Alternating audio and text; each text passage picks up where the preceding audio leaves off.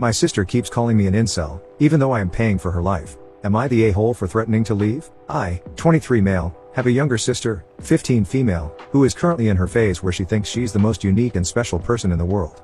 Because of this, she has also developed some sort of superiority complex against other people's hobbies, especially if she doesn't like them. The problem started when she began using the word quote, incel, to insult me and my hobbies out of nowhere. She seemed to notice that this word hurts and disturbs me, so she keeps calling me an incel just to elicit a reaction from me. I am playing a video game? I am an incel. I am watching anime? I am an incel. I am building a Gundam? I am an incel. I have talked to her about it and asked her if she knows the meaning. She knows it perfectly well and thinks that I fit the description well. I asked her why she thinks so, and she tells me that she quote, just knows that I am an incel. Because of that, I have just been ignoring her. This seems to piss her off, because she began to annoy me on another level, such as pulling my headphones off just to call me an incel, and even just using incel as a general nickname for me.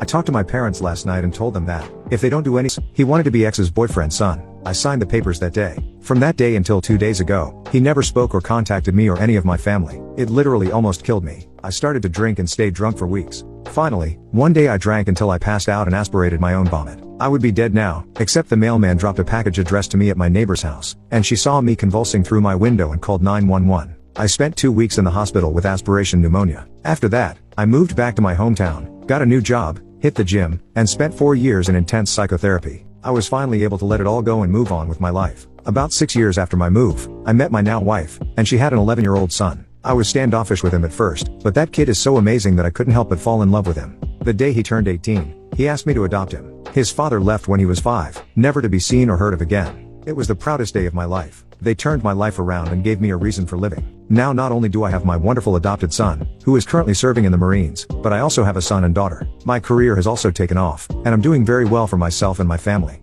I am a comeback story. I went from a man no one could love to a successful father of 3 with a beautiful wife and family. I survived. About 3 weeks ago, I got a call at my office. It was my ex-sister-in-law. She informed me that my ex had passed. I simply said okay and hung up. It's been 14 years since I've had any contact with any of those people, and I have no desire to know anything about them now. On the 4th, my family and I were getting ready to go to a picnic when there was a knock on the door. I recognized him through the front glass. It was my first biological offspring. I opened the door, and he said, "Hello Op, I'm your son." Without an ounce of hesitation, I said, "No, you're not. I have 2 sons, and you're not either one of them. Now please leave my property." He just stood there, kind of dumbfounded, as I shut the door. After a moment, he left. I put out a text to my family, letting them know that he was lurking around, and I had no intention of having any contact with him, and I would cut anyone who did out of my life completely. It's been 14 years. I don't owe him or his family anything. I had to listen to my mother cry for him on her deathbed over that child. I lay in a hospital bed with a machine breathing for me, wishing it would turn off and let me die because of that child. I learned in therapy that he had the right to make his own choices, but that I also have the right to make mine. My choice was to move on without him as part of my family, as he wanted. He has no right to come back into my life and disturb me or my family. Now my entire family agrees with me, even my wife and my in-laws agree that nothing good can come of this.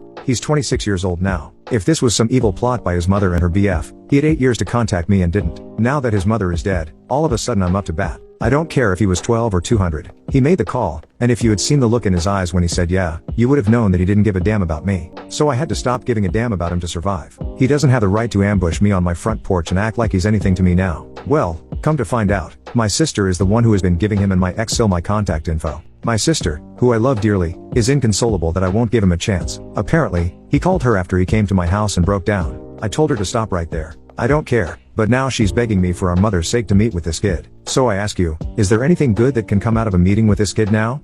Ida, what do you guys think?